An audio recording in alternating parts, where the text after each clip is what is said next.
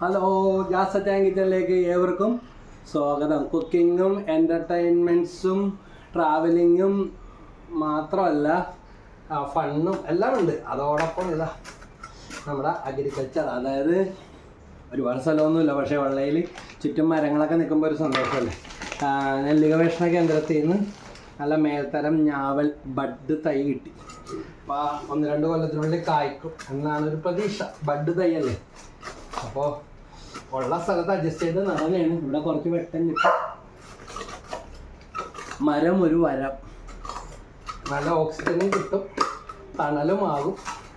പിന്നെ ഞാവലല്ലേ, ഒരു ഉഗ്രൻ ഔഷധ ഗുണവും പോഷക ഗുണവും ഉള്ളൊരു ചെടിയാണ് ഞാവൽ മരം. ഞാവൽപ്പഴം, ഒരു പാട്ടില്ലേ, ഞാവൽ പഴത്തിൻ്റെ അങ്ങനെയാണോ പാട്ട്?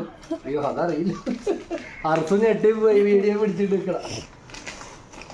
നാട്ടിലെനിക്ക് ഒരു നാഴിയിടങ്ങഴി മണ്ണുണ്ട്.